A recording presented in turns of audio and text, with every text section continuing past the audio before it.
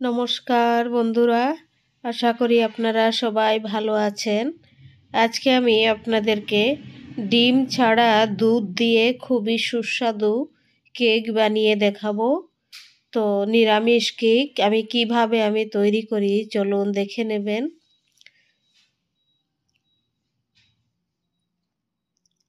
এটি খুবই সুস্বাদু, এই নিরামিষ দুধ দিয়ে কেক খুব ভালো লাগবে। আপনারা এরকম বানিয়ে খাবেন আর আমাকে কমেন্ট করে জানাবেন। দুর্দান্ত সুস্বাদু এই কেকের রেসিপিটি।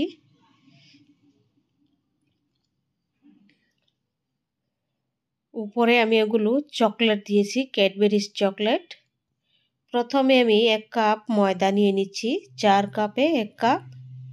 এটি ছেঁকে নেব, ছাকনাতে নিয়ে নিচ্ছি। এখন এটির মধ্যে দিয়ে দেব, এই ময়দার মধ্যে বেকিং পাউডার আধা চামচ। তারপর দিয়ে দিচ্ছি এটি কাস্টার্ড 2 চামচ কাস্টার্ড পাউডার। এই কাস্টার্ড পাউডারটি একদম স্পেশাল, দেখবেন এরকম একটা পাওয়া যায় কিনতে, স্পেশাল কাস্টার্ড পাউডার। এখন এটি ছেঁকে নিচ্ছি, বেকিং পাউডার আর কাস্টার্ড পাউডার ময়দা একসঙ্গে। এখন দিয়ে দিচ্ছি 1 কাপ চিনি মিক্সির বাটিতে। তারপরে এই 4 চামচ দিয়ে 2 চামচ সাদা তেল, রিফাইন্ড সাদা তেল 2 চামচ দিয়ে এবার এটি পেস্ট করে নেব।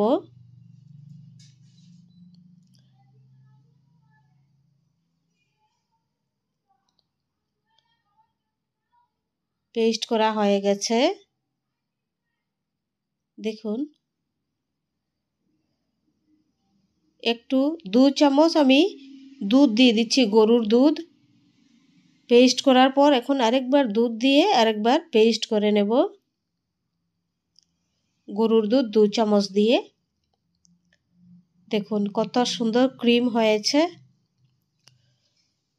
গরুর দুধ দিয়ে এই চিনির মধ্যে, চিনি আর সাদা তেল, ওইটির মধ্যে গরুর দুধ দিয়ে 2 চামচ ক্রিম বানিয়ে নিয়েছি পেস্ট করে। কত সুন্দর হয়েছে দেখুন, একদম পুরা ক্রিম হয়ে গেছে। এই ক্রিমটা দিয়ে দিচ্ছি এখন ময়দা আর কাস্টার্ড পাউডার, বেকিং পাউডারের মধ্যে ছেঁকেছিলাম যে ওই ছাকা হওয়া ময়দার মধ্যে আমি দিয়ে দিচ্ছি এই ক্রিমটা, দিয়ে মেখে নিচ্ছি খুব ভালো করে। মিক্স করে হয়ে গেছে, মিক্স করা। এখন দিয়ে দিচ্ছি এটির মধ্যে 2 চামচ গরুর দুধ দিয়ে আরেকবার মিক্স করে নিচ্ছি খুব ভালো করে। এখন হয়নি, এখন দিয়ে দিচ্ছি আরও 2 চামচ। টোটাল হলো গিয়ে 4 চামচ দুধ, গরুর দুধ দিয়ে এটি খুব ভালো করে ফেটিয়ে নিচ্ছি। যত ফেটাবেন তত ভালো হবে। দেখুন কি সুন্দর হয়েছে ফেটানো। ঠিক এই রকম স্টেজে আসলে বুঝতে হবে যে কেকের ব্যাটার তৈরি হয়ে গেছে। দেখুন কি সুন্দর হয়েছে ফেটানো।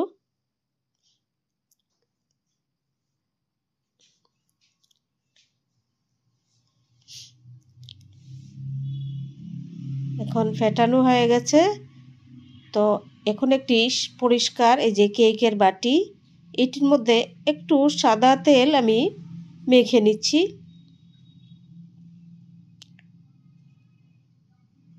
সাদা তেলটা অল্প একটু করে লাগিয়ে তারপর এটার মধ্যে, এই বাসনটার মধ্যে আমি অল্প একটু 1 চামচ ময়দা দিয়ে কভার করে নেব।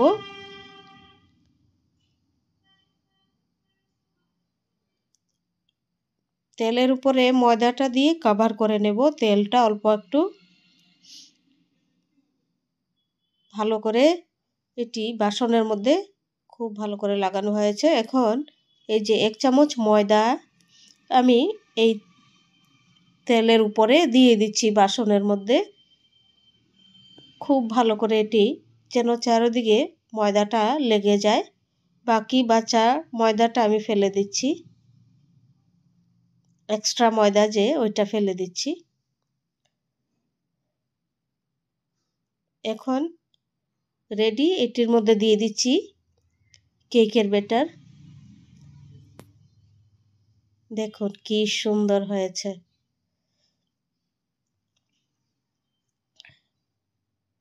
এটি সমান করে নিচ্ছি খুব ভালো করে,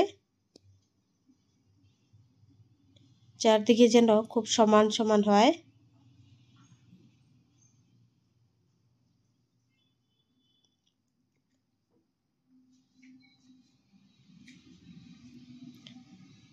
এটি একটি চামচ দিয়ে সমান করে নিচ্ছি। দেখুন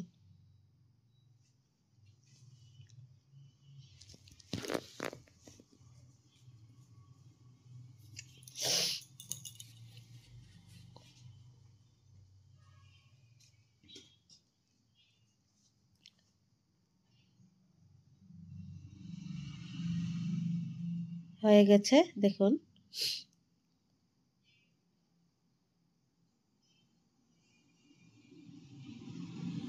এবার 1 কিলো টাটা লবণ আমি ভেজে গরম করে নিচ্ছি।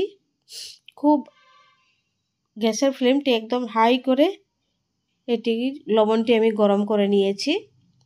এবার একটি স্ট্যান্ড দিয়ে আমি এই যে কেকটি চাপিয়ে দিলাম, এটার মধ্যে বসিয়ে দিলাম। এবার ঢাকা দিয়ে দিব 15 মিনিট। 15 মিনিট হয়ে গেছে। এবার দেখছি, একটি ছুরি দিয়ে দেখে নিচ্ছি ভেতরে কাঁচা আছে কি। হয়ে গেছে দেখুন, ছুরির মধ্যে লাগেনি মানে হয়ে গেছে কেক। এবার এটি ঠান্ডা হওয়ার পর দেখুন আমি একটি বাসনে ঢেলে নিচ্ছি।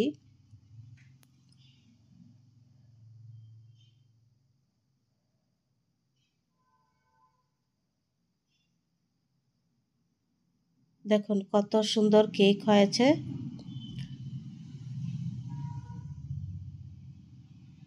অল্প একটু গরম আছে যদিও।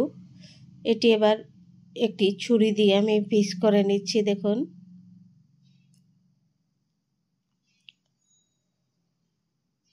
ভীষণ সুন্দর হয়েছে।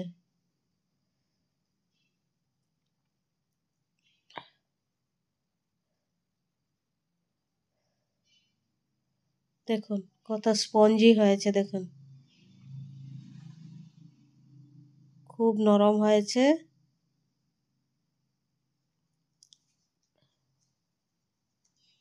এরকম একদম মানে একটু গরম আছে বলে কাটাটা পিস করা একটু অসুবিধা হচ্ছে। আপনারা একটু পরেই পিস করতে পারবেন, ঠান্ডা হলে পরে। দেখুন কেমন হয়েছে কেক। সবাই ভালো থাকবেন, সুস্থ থাকবেন। আর আমার নিরামিষ কেক বাকি নিরামিষ রেসিপিগুলো যদি ভালো লাগে আপনারা সাবস্ক্রাইব করবেন, বেল আইকনটি প্রেস করে দিবেন যেন সবচেয়ে প্রথম আপনাদের কাছে আমার ভিডিও পৌঁছায়। ভালো থাকবেন, সুস্থ থাকবেন, সবাই এরকম কেক বানিয়ে খাবেন।